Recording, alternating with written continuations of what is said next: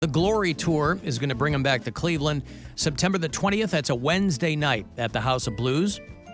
Tickets, info, everything else, go to Ticketmaster.com. 2 for Glorious Sons. For you and a pal, good luck. Caller 10, 216-578-1007 or 800-348-1007. Who needs broadcasting awards? I like the sound of my own voice award. When you've won World's Sexiest and 5 years in a row. And the winner is Alan Cox. On 100.7 WM. But we do a segment here with Dr. Berglund called Is It Red? And so, guys, if you've got questions, he hopefully has answers for you. If you've got something odd going on down there, maybe he can help. We've heard from guys who have had their own vasectomies, possibly not as successful as mine. That sometimes can happen. You're told that when you go in, albeit rare. We've heard from mothers of newborn boys who had some concerns. New moms, right? They go, is this supposed to be this?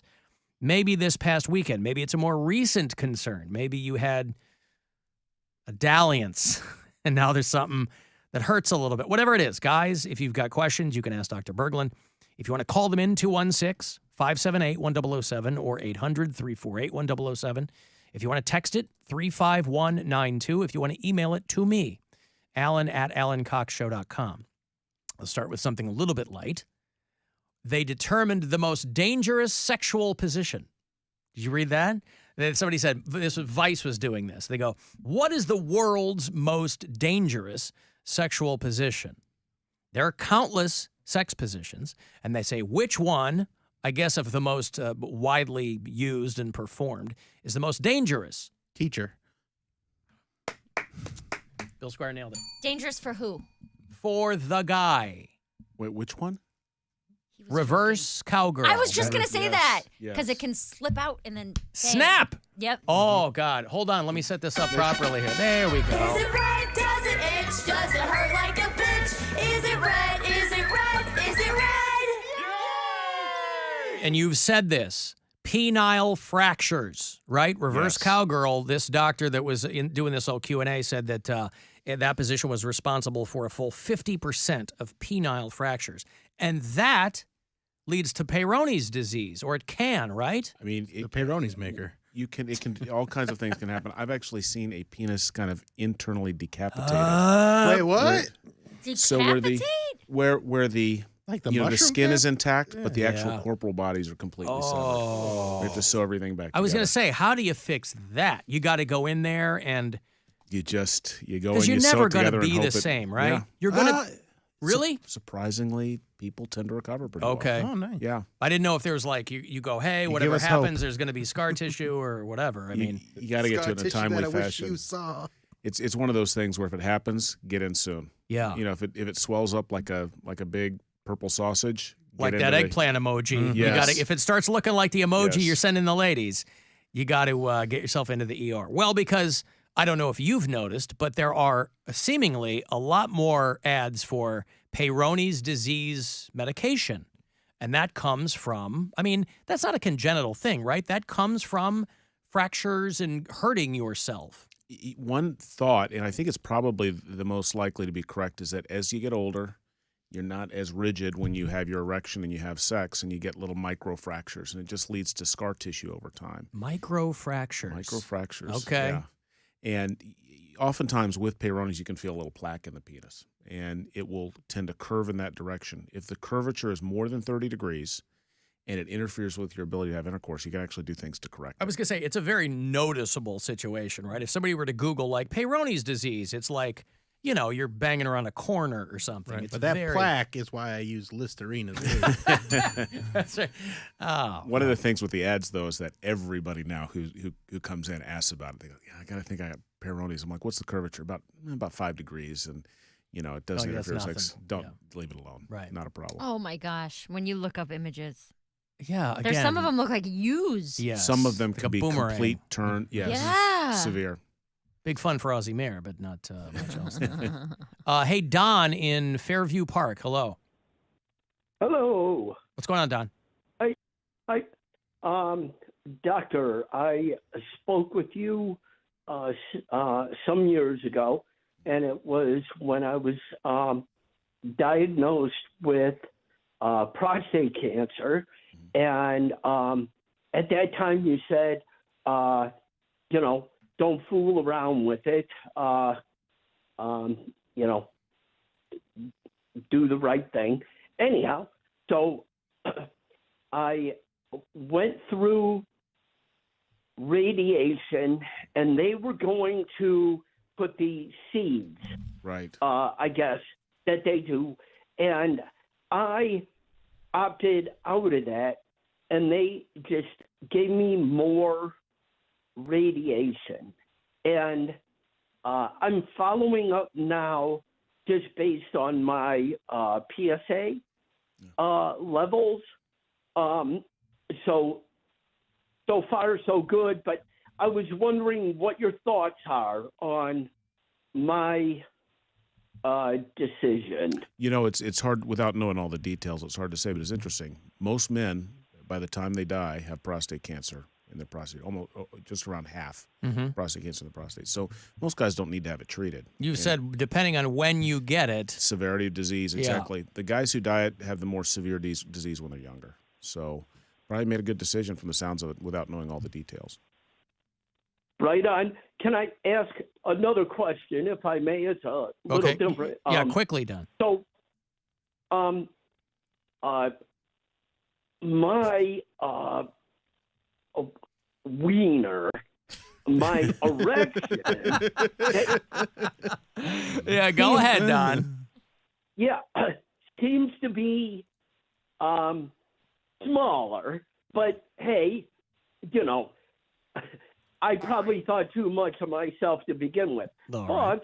And there's a little angle or, curvature. Yeah. And I'm wondering, is that a byproduct?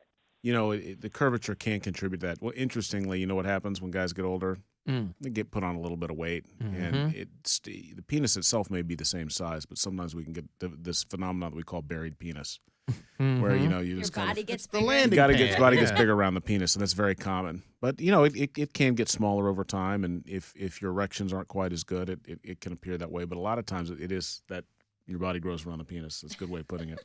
Let me give you some money here very quickly. It is one of your last opportunities to grab $1,000 here, courtesy of the Buzzard Bookie. So listen very closely and good luck. This is your chance to bet with the Buzzard Bookie and win $1,000 now. Enter this nationwide keyword at WMMS.com. Money, that's money. Enter it now at WMMS.com. Text question 35192. Alan, prostate related. If I feel like I really, really have to pee and then I pee and it's slow, what does that mean? Is that a prostate issue? Probably prostate. Yeah. Playing the percentages. That's something to get checked? Like, is that... How much is it bothering you? You Right. know, if it's not bothering you very much, it's just as you get older, it gets slower. You can't write your name in the snow, kind of. And, Right. And there are things you can do to correct that, but it's only if it's a really All right, serious nobody problem. knows cursive anymore anyway. They're not teaching these kids anything. But it's not indicative of like a problem, perhaps. That Typically not. Yeah. But if it's really, if it's bothering you, there are things you can do about it. Robert, hello. Hello. What's up?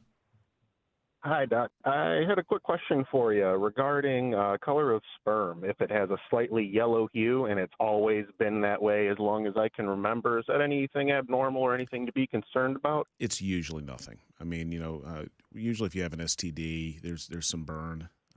It's kind of like green pussy, and it's kind of draining. Yeah, just slightly yellow, and it's been ever since I was a teenager. It was that way. Just never thought about it. Wanted to ask about it. No, well, how's it taste? Good to tell you. Yeah, he's just a big pussy, Bill, is what he was trying to say. Dr. Ryan Berglund from the Cleveland Clinic. Guys, if you have a question for him for some odd things happening down there, you can call your question in. 216-578-1007 or 800-348-1007, 35192 if you want to text, or you can email me as well. Have you ever heard the name Dr. Ronald Weiss? He's a colleague probably in, they referred to him, he's a Canadian doctor. Okay. They referred to him as the Wayne Gretzky of vasectomies. Really? He performed over 58,000 vasectomies. With a hockey puck. Nothing.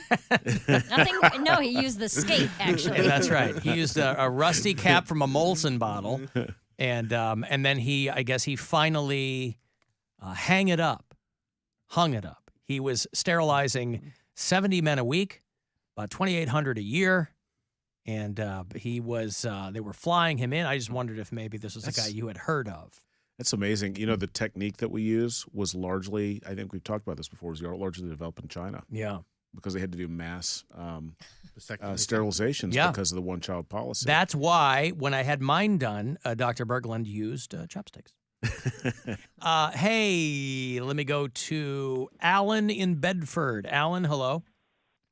Hello. What's up? So I'll give you a little prehistory. I had a heart attack about 3 years ago.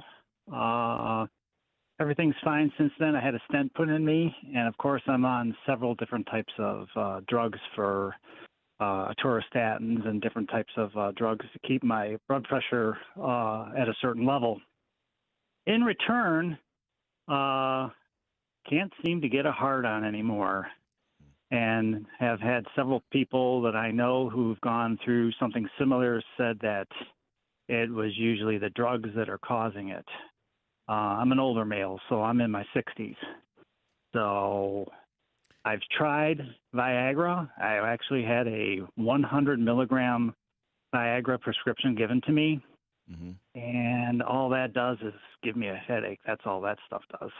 Well, you know, it's interesting. You're right. Medication can have an effect. Typically, statins not as commonly. It's usually the blood pressure medications. But the thing here is the same disease the same process that causes heart disease also can affect the vessels that go to the penis. So sometimes developing erectile dysfunction at a young age is actually a sign of developing heart disease. So the two are related. What I would do is if the medications aren't working, the next stop is injections, is to inject drug directly into the penis to create an erection. If that doesn't work, I have a partner that can put a prosthesis in that will give you an erection like you're 20 years old again. I mean, I'm not exaggerating, 98% satisfaction rate, 97% partner satisfaction rate. I was going to say 100% satisfaction from the partner. I hate to sound like an advertisement, but it really is.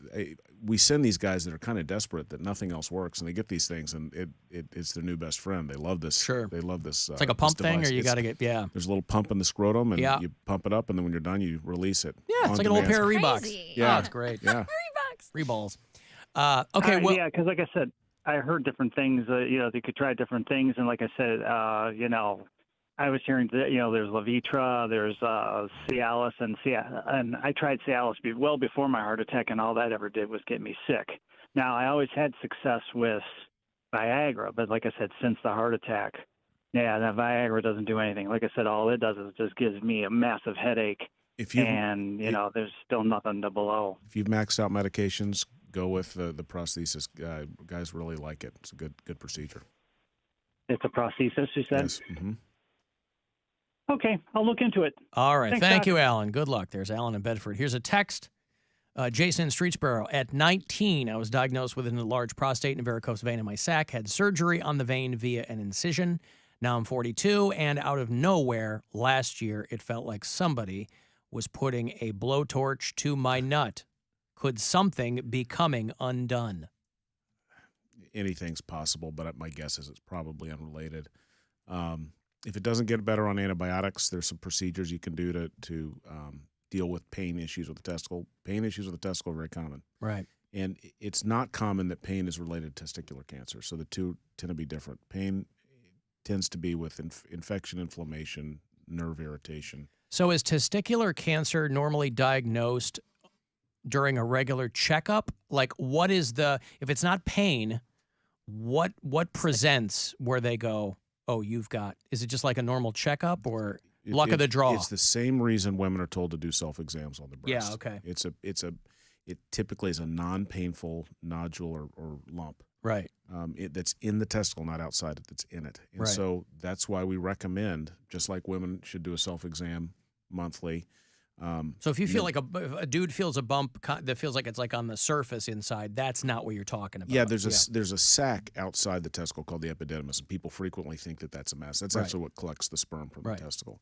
It's actually in the testicle. It's almost like the princess and the pea. Right. So you actually feel something in the actual In the organ nut. itself. In the You nut. have to like squeeze pretty hard to find that? What you do, we Because tell wouldn't people that start to hurt if you're like, you do it in the shower. You kind of cradle it with one hand and feel it with the other, and Huh. it's kind of the way to do it. And it's one of those things, it when you see it, kind of Yeah. thing. It really does feel abnormal. Hey, Ryan in Akron. Hello. Hey, how's it going? What's going on, Ryan? Hey, Dr. Bergman, I went and saw a urologist recently. My girlfriend and I were having intercourse, and I was getting ready to climax, and I squeezed really hard. When I started, because she had just gotten out of the shower, so I didn't want to get her dirty. So the next morning, I noticed that I was peeing blood, and that was the only time that it happened. But I called the urologist. They did blood tests, they did a CT, and they did a urine test, and they couldn't find anything wrong. Is there something else that I could potentially go see, about getting done? It's a great question. We recommend with a single episode of visible blood in the urine, you have about a 20% chance of having a bladder cancer. That's the workup. That's why you need a CAT scan and a scope. But, it's just like any other organ in the body. Perhaps during that episode, you ruptured a blood vessel. You got, a proverbial kind of bloody nose of the bladder, basically. And that may have been what happened. That being said, I just make sure you did get a cystoscopy, because it is about 20% chance we'd find a bladder tumor. Okay. Well, then, good. Fortunately, let's hope it's the bloody nose of the Yes, bladder. of the bladder. and not the bloody nose of the bladder, right? Well, I always learn things when Dr. Berglund comes in, and that's that one's going to stick with me. I'm not going to forget that one. The bloody nose of the bladder. Yeah. I have to break here. Dr. Ryan Berglund is here occasionally for a segment we call Is It Red? And he's here today from the Cleveland Clinic. If you have a question of that similar nature there, guys, of some things going on there, you can call it in. If you're on hold, I'll get you on the way back. 216-578